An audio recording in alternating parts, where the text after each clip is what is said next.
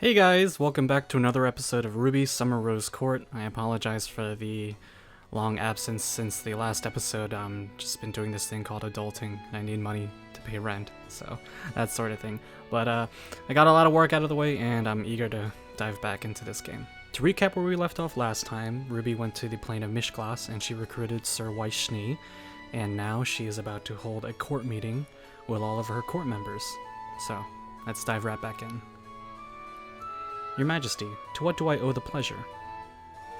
Just dropping by to talk. How are your knights adjusting to the new climate? They are soldiers. They're used to being in unfamiliar ground. Oh, glad to hear it. I was more worried about our steeds, but your sister's beasts seem to be behaving themselves well.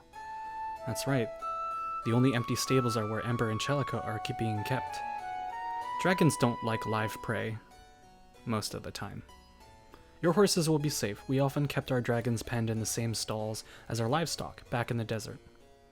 Yes, interesting beasts. The Queen's Guard has them very well trained. Yang's had her dragons since she was a little girl. They respect her. Just tell me if there's anything you or your people need. I did have a question for you, if you have the time. Of course, Sir Schnee. What's on your mind? She narrows her eyes in thought, rubbing her chin. What exactly was that entity you were speaking with the other day, Your Majesty? Huh? What? The one wearing a grim skin. You know, they never seem to wear shoes. Faunus. She's talking about Blake. I still don't catch on quite yet.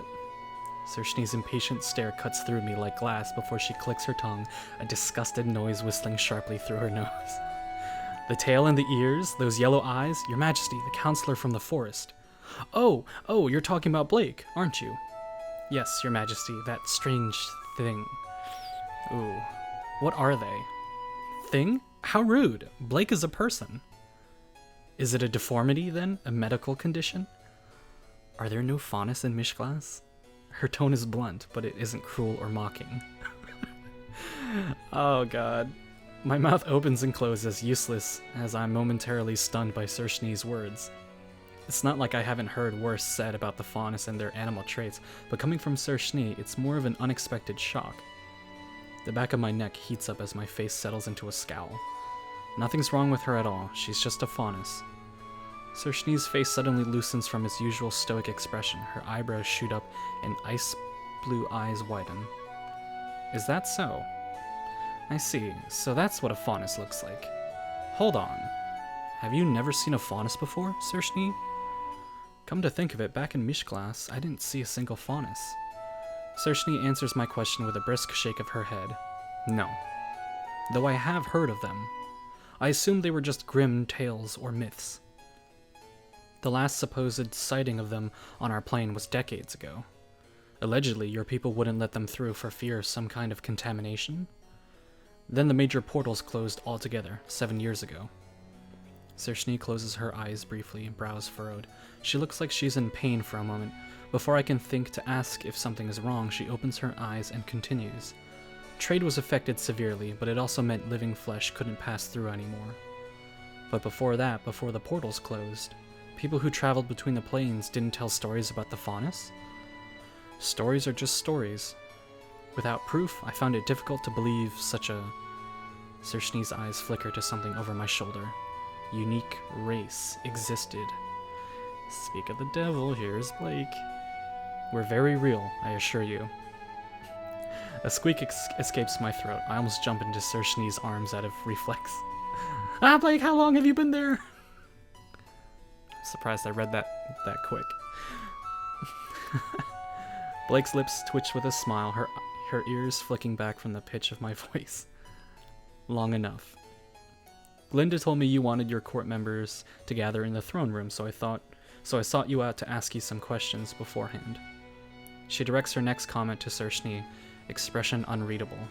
And Schnee, if you have questions about me, you should just ask me yourself. Sir Schnee, thank you. And if I do, I shall. Openly curious now that she has permission to be so, I can see her eyes roaming over Blake's face, her ears, her claws, her tail. It's still hard to swallow. You seem so... average. She sounds disappointed. Blake raises a brow. I'll do better to appear more mystical next time you see me. How kind of you. My stomach turns into knots. Had Blake heard the things Weiss had said earlier? Calling her a thing, saying her ears were deformities? Are they gonna fight? Oh, no, no, no, no, no, no! I'm not ready to be the mediator between the humans and the faunus. No, no, no, please don't fight. I try not to panic too much. Blake will no doubt sense it, and that'll only make things worse. Well then, I look forward to working with you in aiding our queen, Counselor Belladonna. Just call me Blake. But as peers, Blake. Sir Schnee's lips press together into a tight line. This might take more getting used to than the cat ears, honestly. Why is everyone on this plane so damnably lax about the rules? Says the one exiled for breaking caste laws. Oh, trust me, they're not. They just cover it with a different coat of paint. Sir Schnee scoffs at that, disgusted. Everyone here pretends to be your friend, even if they dislike you. It's terrible. It's called being polite? It's dishonest is what it is. Mishklas and her people may be cold, but at least I always know where I stand with them. With you lot, I haven't a clue. Then I guess you'll fit right in. And just like that, we all settle into banter, or rather, Sir Schnee and Blake do. I feel a little out of place with them, but whenever I pipe in to add a comment, they nod and respond. I'll meet you both during my lesson this evening, then. Yes, Your Majesty. I believe Sir Schnee and I will be arriving together. Feeling relieved, I let them be. They're deep in discussion about Mishklas case laws and the nature of Sir Schnee's exile. Later that evening, I head to the throne room for my next lesson. Struck by sudden nerves, I arrive before everyone else, pacing in front of my throne. More and more, I find myself drawn to it. Most days, an unsettling buzz rattles the back of my skull, but the closer I am to my throne, the less it bothers me. The great double doors twitch as someone raps on them. I halt in my tracks, waiting expectantly to see who had come knocking first. I bet it's Blake. I bet it's Yang. I bet it's Weiss. Well,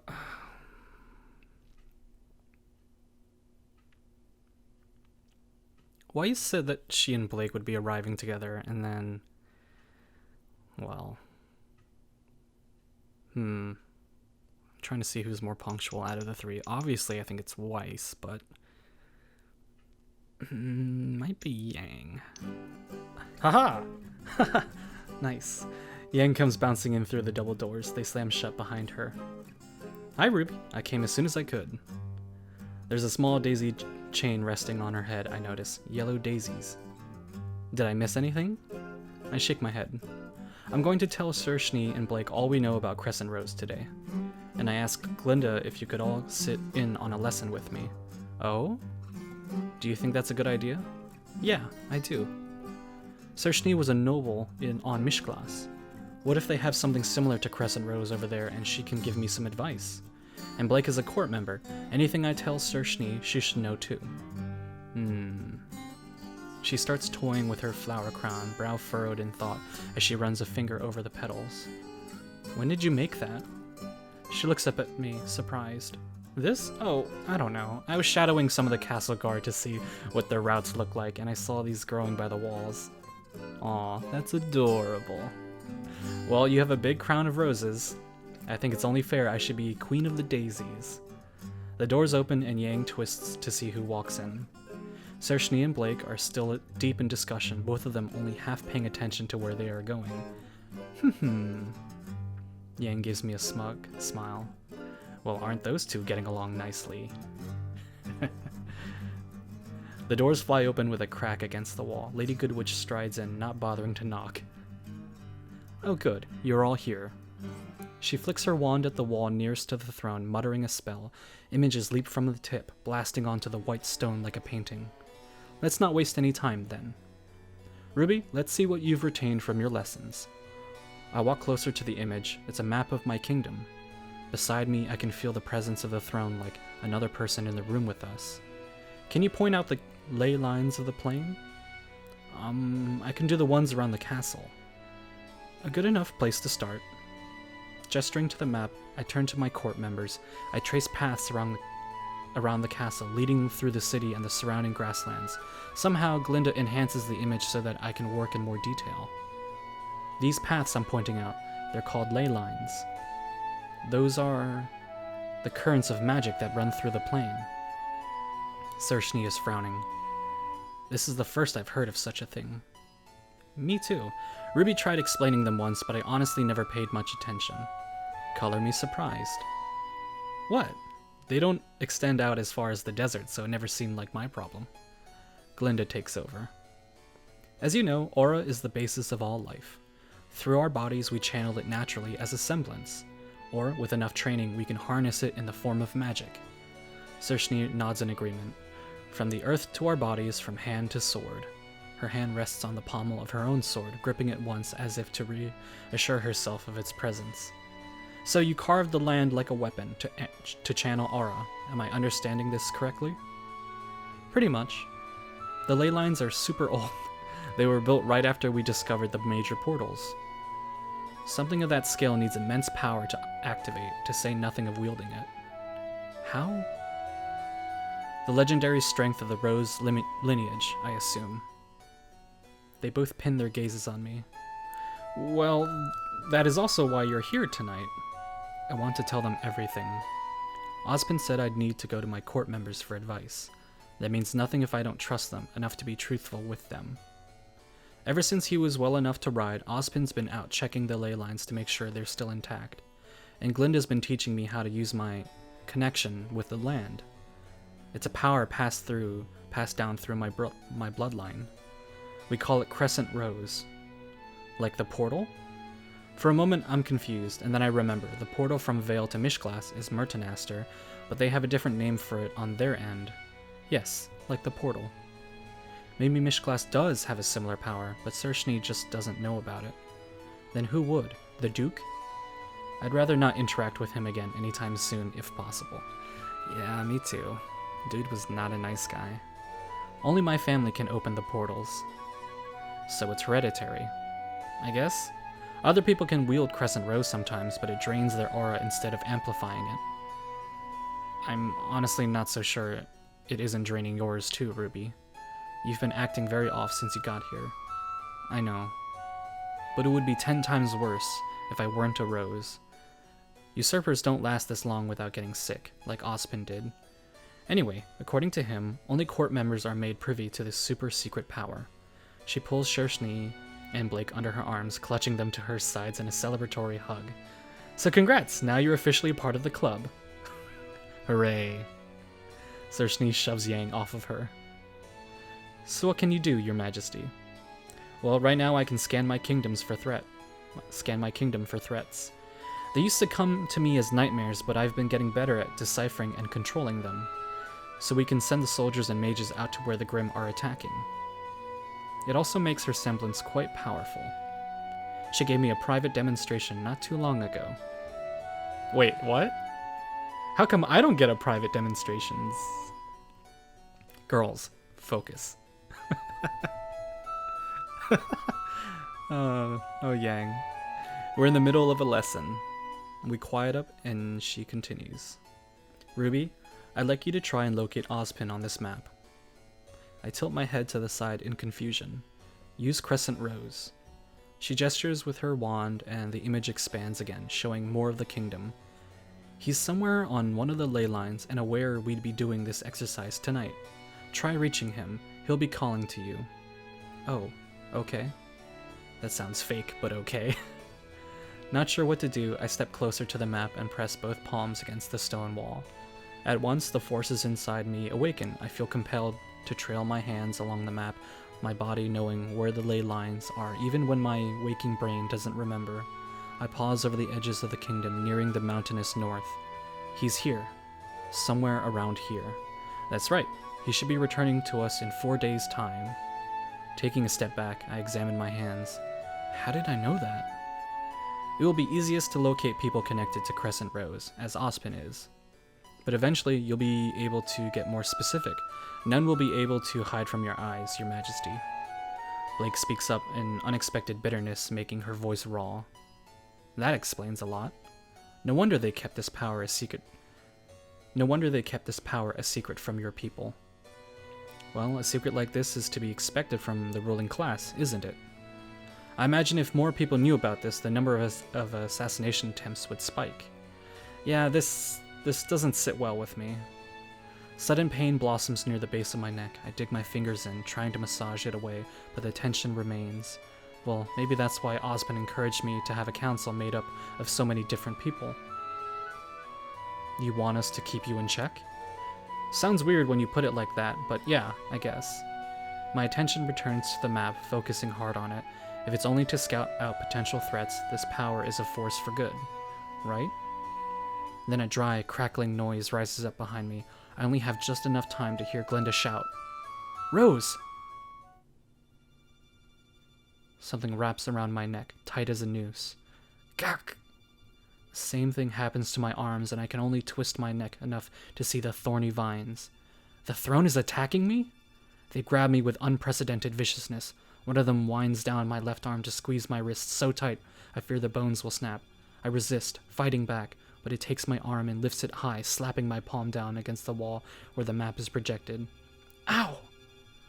One of the thorns slice open my index finger. Trembling with the strain of keeping me in place, it forces my hand forward again. It drags my finger down and then across to draw an X. Just as suddenly as they arose, the vines release me, retreating back to the throne. The abrupt violence leaves me breathless with terror.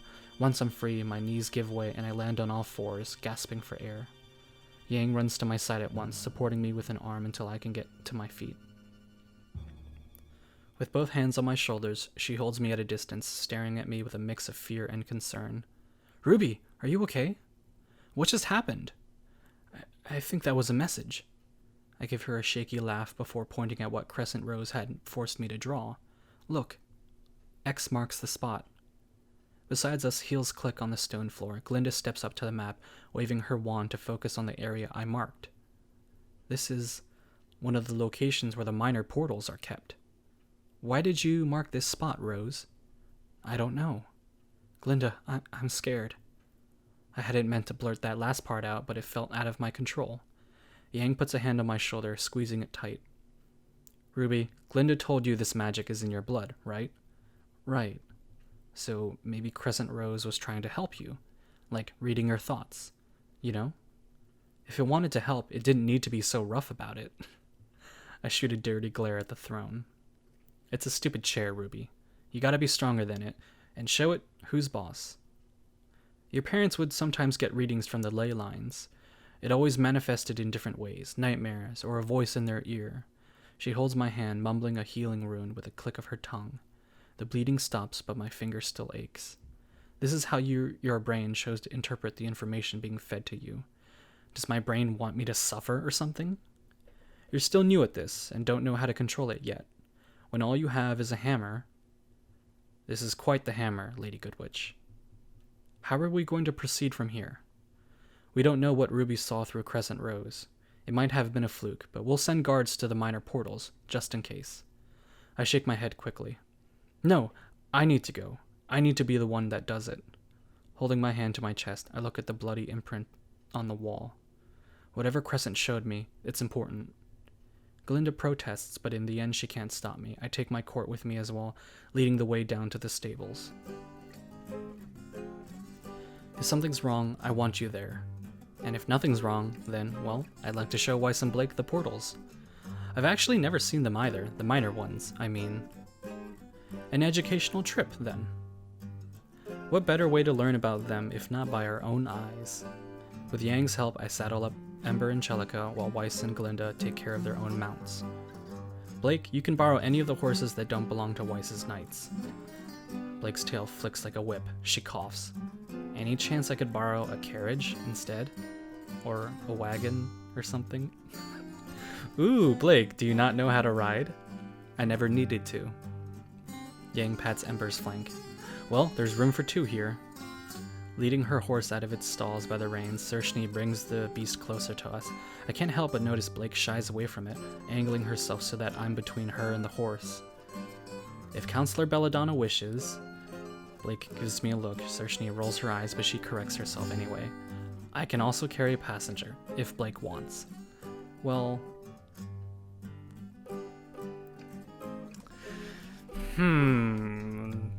This sounds like a moment where you're kind of pushing Blake towards another person romantically. I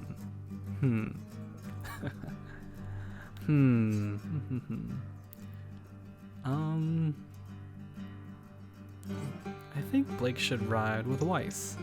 Go with the old good monochrome route. Weiss takes Blake's hand and hauls her up onto the horse. Sitting behind her, Blake fidgets for a moment only to wrap her arms tight around Weiss's waist when the horse starts moving. Ah! I can see Sir Schnee biting onto her lower lip to keep from smiling, a hand resting momentarily on Blake's arm to steady her. Worry not, I won't let you fall. If I fall off at any time during the trip, you're all bound to silence. Understand? Just before we ride out, the stable master approaches us. Your Majesty, if you have the time, I have something I'd like to give you. A humble gift for the coronation of our new queen. I'd be honored, but it will have to wait until my return. I have urgent business to attend to. Yang rides past me, mumbling low enough that only I can hear. Ooh, so serious. Stuff it. Let's go. This is so much fun. The minor portals are closer to the kingdom than the Curia. They're protected by the same stone walls, but the doors are wide open when we arrive.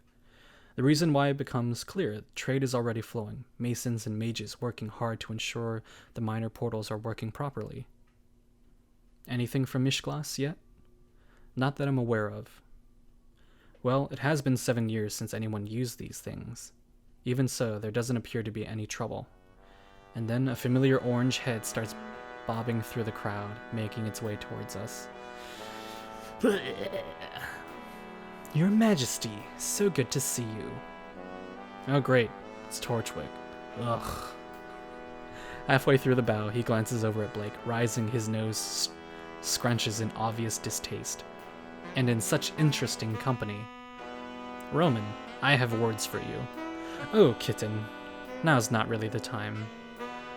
The scowl on Blake's face deepens, but she chooses to ignore the jibe, instead turning her gaze to the workers. Have you noticed anything weird going on, Torchwick? Other than a surprise visit from the monarch? No. My men have been quite busy helping with the rebuilding efforts. The mages are very grateful for the assistance. Good to know things are well. I just wanted to see the portals for myself. He turns to regard the portals, hands on his hips, and a lazy smile on his face.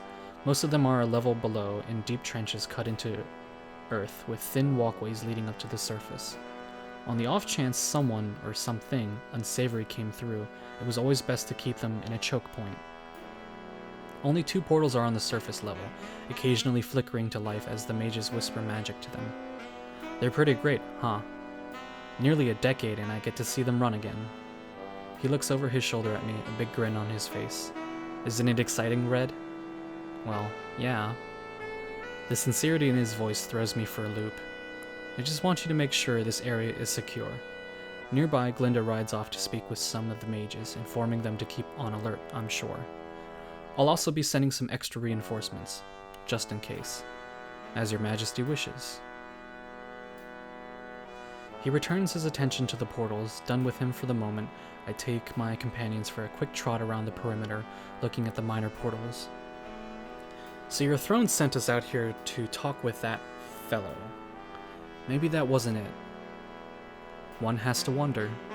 Perhaps it was misdirection? But Crescent Rose is supposed to help Ruby out, right? Why would it do this? Crescent Rose is incapable of misdirection. Lady Goodwitch said that this is just Ruby funneling the raw power of the ley lines through. What is that? It's an alarm, like the ones we have in the city. The guards only ring it when there is a Grimm sighting near the wall. Oh please, they ring the bell if a Grimm so much as sniffs its own tail. I'm sure it's nothing. The second he stops talking, screams echo from the construction site behind us. Workers scatter in all directions, scrambling into a frenzy to get out of the pits. Unperturbed, Roman taps his cigar out, the ashes scattering on the ground. You just can't find good help these days. That sounds like a lot more than a few spooked workers, Roman. Jerking my head over in the direction of the noise, I urged Chelika towards it. Let's go. We skid to a halt next to the pits, peering down at the portals below. I'm not even surprised by what I see. Grim pouring out of a fissure in the pit, at least 24 of them. The Grim! It's the Grim! They're inside the walls! Not for long. Knowing what I have to do, I stand up on Chelika's saddle and launch myself over the edge. Ruby! Oh, that's creepy. It's not enough to make me fly, but at the very last second, I activate my semblance, the kick up of wind softening my landing so that I thud onto my feet without any injuries to my knees. This is what I'm really here for. One hand outstretched at the first Grim to leap at me, I blast it back with hardly a second thought. To use this power in my blood, and fight! For the first time since I left the desert, I'm not afraid at all. There's a pounding of booted feet behind me, and in no time at all, Yang, Weiss, and Blake are fighting alongside me. Hey genius, you forgot this. Catch. She tosses little thorn at me, and I catch it by the haft. Nah, I just knew you'd bring it. With a clear, high note, Weiss summons up 2 glyphs, ice sprouts from them shooting out and sealing over the fissure. Scrambling to me, a lurker limps on 3 legs, the other broken by a set of squeezing chains. The enchanted blade goes right through its skull. Victory flares up in me at the sight of the Grim collapsing inward, its body vanishing away. It worked! It worked! You jumped down here not knowing if that would work or not? I ignore her tone, jumping up and down before engaging another Grim. It worked! A low grumbling fills the pit, and raw magic hums inside my skull. The ice-sealed fissure seals up tighter, crumbling inward at the call of a spell. Get back up here, you! I'm lifted up, purple energy wrapping around me and dumping me next to Chelika. Yang calls up from the bottom of the pit. Can we get a lift too? With a noise of disgust, Glinda flicks her wand, yanking the 3 over as well. Being less gentle overall, she lets them drop from a few feet higher from the ground than she had with me. Weiss reaches down to grab Blake by the forearm, helping her up. Glinda turns to me, trembling all over. Don't. She jabs me on the center of my breastplate. Ever do that again. But the look in her eyes makes me think twice.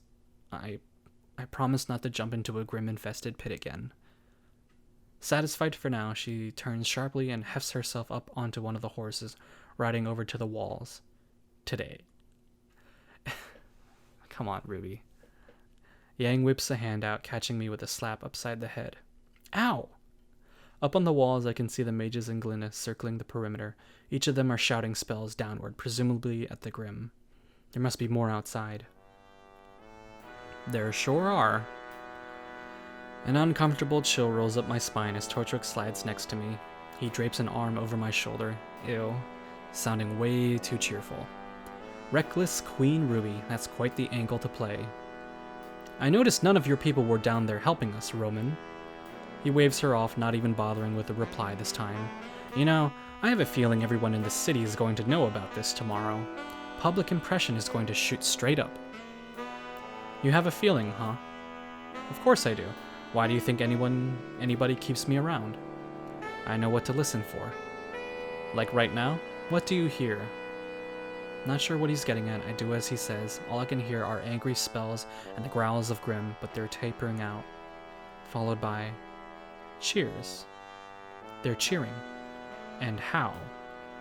Grim have never retreated before. I've never seen anything like this. Well, they are getting smarter. That's what everyone says, right? Looking pleased with himself, Torchwick swings his cane, walking around me in a small circle. Before, you'd have to kill every Grim, but not if they're starting to act more like people with strategies. Everyone is seeing it. He stops in front of me again, planting his cane in the ground. So just like with people, all you have to do is beat most of them or scare them away with a show of force. It was only a matter of time, but what a day for there to be witnesses. The day of the Queen's visitation. You made them retreat, Red. We barely fought any of them. He waves his finger slowly. That's not what we're going to say. Not if you want people to start respecting you.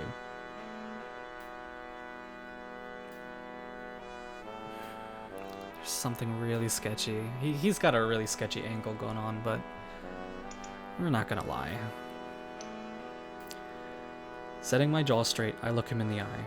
I'm not sure what it is you think you're doing, but I want you to stop. The mages... That was so straightforward. The mages are the ones risking their lives, more than me. Credit where credit's due. Regardless of rumors, the truth still remains. We were victorious today, my lady. And happy people make for a happy, rich city. He bows low, shooting me a wink. Ew. Before hustling his people and getting them back to work. Once Glinda returns, she opens the gateway and we head back home, exhausted but strangely happy. Today was fun. Fun? People could have gotten hurt, Queen's Guard. She straightens in her saddle, looking away. But it was nice to feel useful. Whenever you get these premonitions, Your Majesty, do let me know. Any one of my knights would be eager for a fight such as this. Me too. Weiss. The ride home seems short, all of us in a good mood. Weiss begins taking care of her mount. Yang starts patting down Ember and Chalika to make sure their scales aren't too damp. Your Majesty? Oh right, this guy. Hello there. I'm a little too tired to remember how to address the head of the stables. You wanted to talk to me about something, right? A gift, Your Majesty. He's holding something under his arm, a crate of some kind, and there are snuffling sounds coming from it. A bubble of excitement swells up inside me. Oh gosh! Oh my gosh! He works his jaw, obviously trying hard to suppress the instinct to smile. On top of caring for the horses and all the hands around here, I have bred companions for your line. It's not much, but your father loved this breed. Setting down the crate in front of me, he opens it. Oh, very slowly, a small snout emerges. Here he is. A dog shyly scoots out with just a little coaxing from the stable master. He's beautiful. A dog? A dog? A dog! Oh, that animation was so nice. That's really cool. It's why. Surprisingly, Sershni kneels down before the dog, picking him up and holding him above her head. He squirms in her hands, woofing under his breath. My goodness, what manner of hound is this? How old is he? What a good dog, so quiet. The dog gives her another breathy woof. Local breed. People tend to use them as herders. They're sheepdogs, really. He's about 6 months old. He won't get much bigger than this. Sershni sets him down. Once he realizes he is free, he starts running around me in small circles. Looks like he's trying to herd you already, Ruby. Do you like him? I catch the dog on his next circuit, holding him on my lap and squeezing him in a hug. He's so small, he fits right into my arms. I love him! Thank you so much! Aw, he's so cute. Right, Blake? The three of us pause, looking around. Yang tries to find Blake. Blake? Somehow in the middle of this, Blake has up and vanished. Huh, weird. Bending down next to me, Yang takes the dog and rubs her face into his fur. Let's teach him tricks. Sershni coughs, her austere manner returned to her. A faint flush rises in her cheeks as she gets more stiff-backed than ever, probably an attempt to save face. Ahem. That shouldn't be hard. Herding dolls are intelligent, loyal, and follow commands easily. An excellent choice, Your Majesty. You can pick him up again if you want, Sershni. Oh, can I? Yang and I start laughing as the dog woofs a little louder along with us. Oh, that's so cool how they kind of worked in that little like reveal from the show into this game. What should I do today?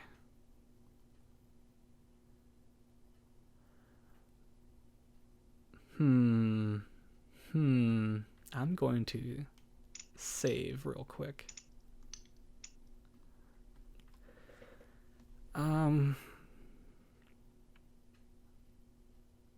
What do we want to do? We just opened up a portal, so like I think we're good on that, like timing. But maybe stay in the castle for today. Go to my room, go to the library, explore the castle, check on the dragons.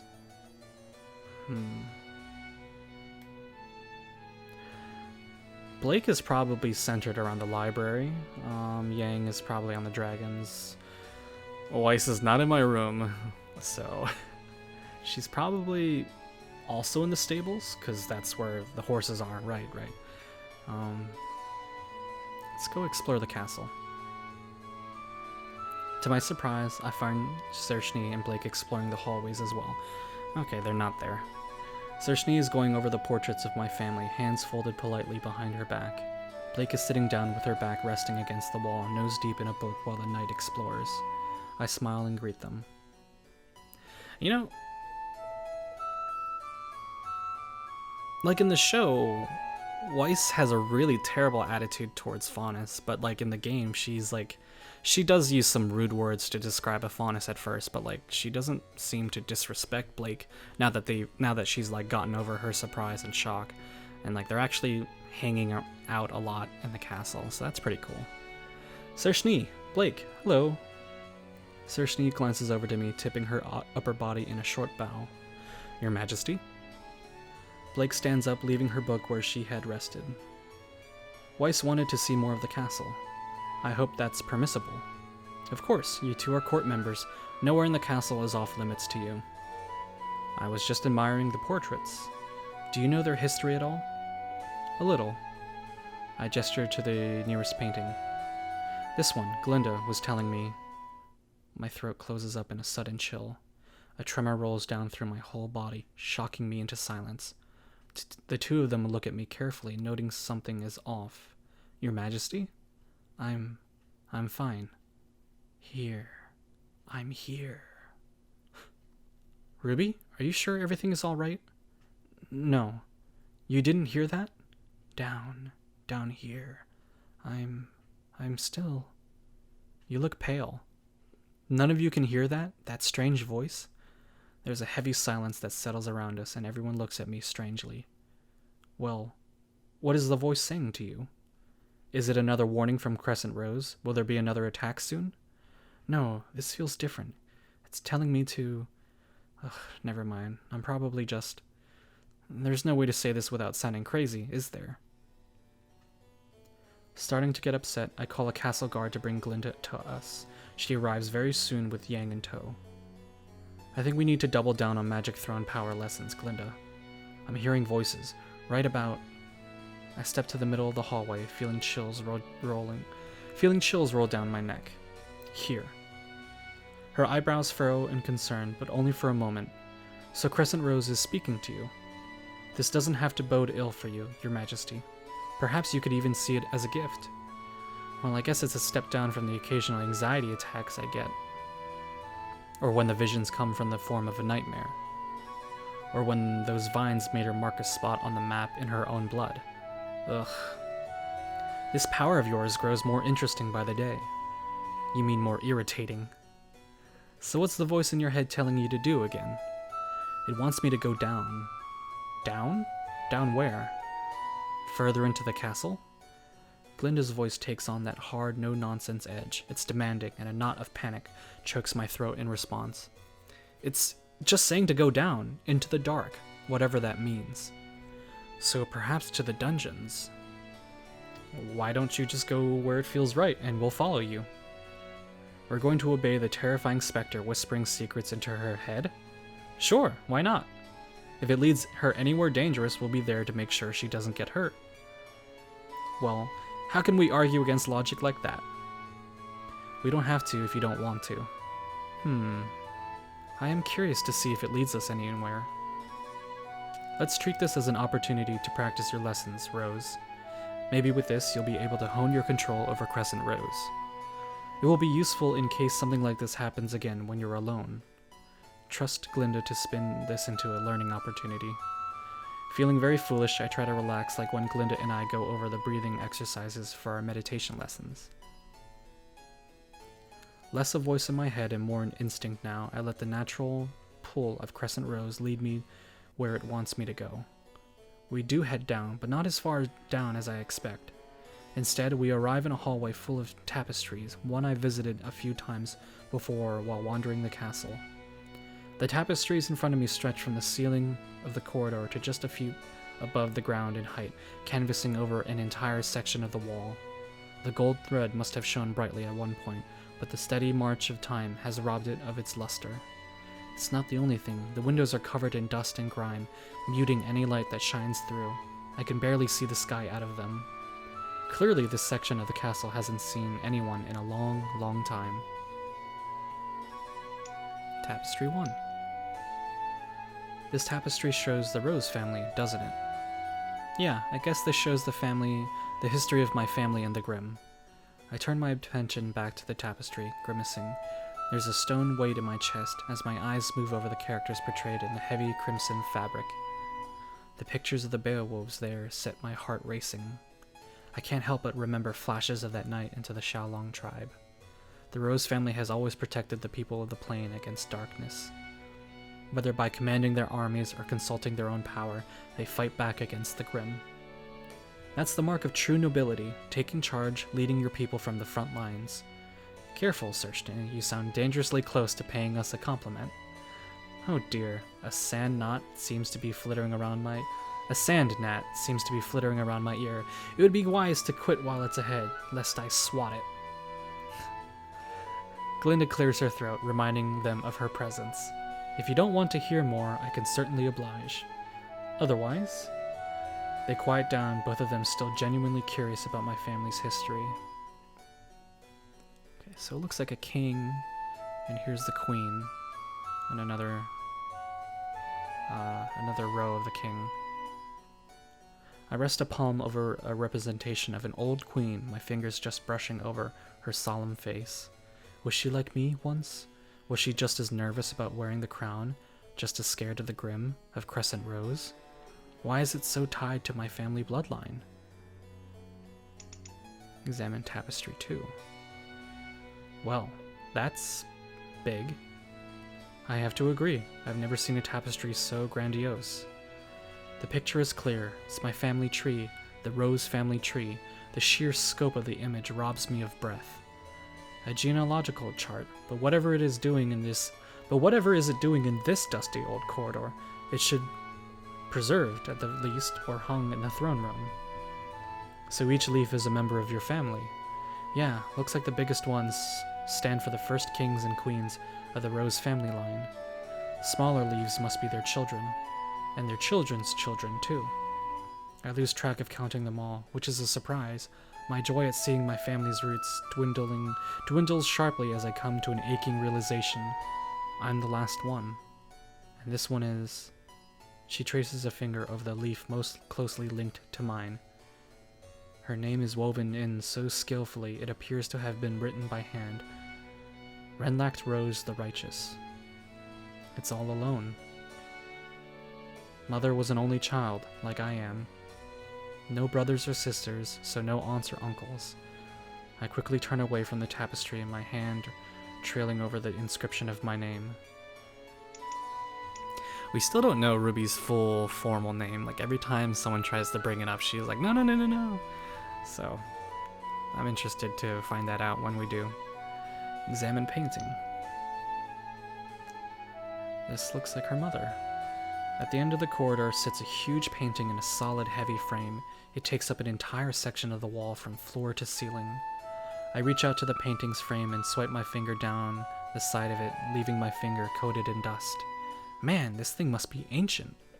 It's absolutely filthy. The first thing I notice upon giving it a closer look is a small plaque on the right side of the frame. I scrub away a little more dust and dirt to reveal the etchings upon the metal. Her Majesty... Rorsk? I really don't know how to pronounce that.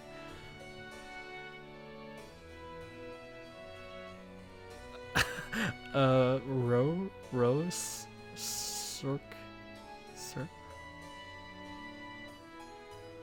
Rosk?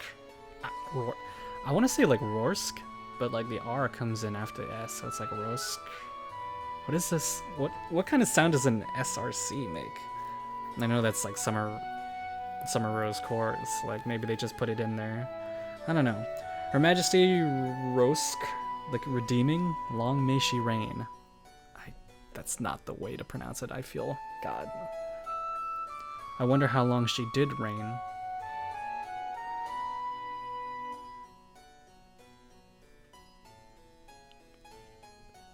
Rorsk was the first Rose monarch, and she lived and ruled for a very long time. Okay, so it's not the mother, it's the first Rose. She looks a lot like you, Ruby. I guess, if I had longer hair, and if I were older and more mature, and if I had any clue of what I was doing, and maybe if I'd always lived in the castle, if I'd always had mom and dad. I guess she doesn't look like me at all. Huh? A breeze? Is it coming from behind the painting? I bend down to where I can feel the wind flowing, getting on my hands and knees. My greaves make a soft metallic tang that echoes in the corridor. When I press my fingers along the bottom of the frame, I can feel... Yes, that's definitely wind, but where? How? I stand back to my feet, taking hold of the side of the frame and pulling. Unfortunately for me, the painting doesn't budge an inch. Why'd you have to be so heavy, huh? Come on, just move! Your Majesty, what are you doing? Finding out what this thing is hiding. This is why Crescent Rose brought me here. I just know it. I pull and pull with all my might, throwing every bit of strength I have into moving the painting. I can't even get it to turn crooked. It weighs a ton. Ugh, stupid piece of... Frustrated, I slap the first stone just next to the frame. My palm aches from the impact, fingers stinging from the rough stone surface. Ow, ow, ow, ow. Well, that was stupid. I can't even hear the wind anymore. Did I just imagine it all? You didn't. I heard it too. You want me to give a try? Yeah, if you want. Just before Yangs moves in to do that, though, I notice something out of place. It's the stone I hit earlier. It's not lined up with the other bricks anymore. It looks like it's sunk into the wall. Wait, hold on. I reach out, pressing gently against the stone again. At the slightest bit of pressure, the stone moves. Oh no! I think I pressed too hard. Did I break it? I stare open-mouthed at this as the stone sinks completely within the wall, hitting something dull and metallic behind it with a muted bang. There's an eerie creak, and a loud click sounds out soon after. With a muted hiss, the painting I was trying to move earlier swings forward. Yikes! I leap back as the frame swings around like a door, spiderwebs trailing from behind and the air exploding with thick dust. When it all settles, I peek open my eyes, bringing up my cloak to shield my mouth and face from the debris. A secret passage? Just what kind of castle is this? This is remarkable. Oh, so even Glinda doesn't even know about this. Behind the painting lies a dark, foreboding passageway with stairs leading down. Judging by the curve of the wall, the staircase seems to spiral down. But how far down does it go? I'm here. We need to go down there. Ugh, but what if the door closes behind us? You'd be trapped down there. She grabs my shoulders and shakes me, laughing ghoulishly. Forever! Yang, shut up. I really like the more fancy character sprite animations that they've done so far. So that one where like Yang is like vibrating and like shaking Ruby back and forth, and then the one where they met Zwei for the first time and their characters kind of like peer in one by one. Like that was great. I love that. Blake steps forward and strikes the side of the passage wall with the butt of her dagger. Her ears flick, twisting as she listens intently to the echoes. After a lingering moment of silence, she straightens her back and shakes her head. It's deep, but I can't tell how deep. I guess mysterious passages aren't my forte. Oh. Spiral staircases are hard to come by in the forests of this plane. I wonder what your forests look like if you believe otherwise. Oh, that voice. The spooky one? Yeah. Think it's related to the spooky staircase? I roll my eyes. Okay, 2 of you come with me and 1 person waits here. And someone else, please go fetch Ozpin and Oobleck too, now that I think of it. All the court members. If we don't come back in 30 minutes or the door closes behind us, call for a rescue. There shouldn't be any danger greater than being locked in down there. But I shall accompany you, just in case. Good. Alright, and as we are approaching the hour mark, I think this is a good point to take a break. All in all, I really enjoyed this episode. It's, nothing major really happened story-wise, but it is nice to see the characters interact with each other and kind of fleshing them out and building them And it was just really cool to see, you know, Weiss and Blake interact the way they do in this, and then comparing and contrasting that to how they act in the canonical show. So that's a very interesting approach that the writers for this game took for those two characters. And also the introduction of Zwei, that was really cool. And we saw some different sprite animations for the characters. Up until now, I think the characters have kind of just been coming in and out pretty normally, very seriously, but then when like Yang and Weiss kind of like dip in from the side and Blake comes in from the top and she's upside down, like it really like adds to like what the characters are actually doing in that scene. And so with Blake, like she might have easily just like jumped onto something and was like looking downwards at, you know, the box with Zwei in it. So that was really cool. Anyways, thank you guys so much for watching, and I'll see you guys on the next episode of RWBY Summer Rose Court. Until then. If you enjoyed today's episode, please leave a like and a comment. And if you want to stay up to date with future content, you can subscribe and click the little bell icon to receive notifications of new uploads.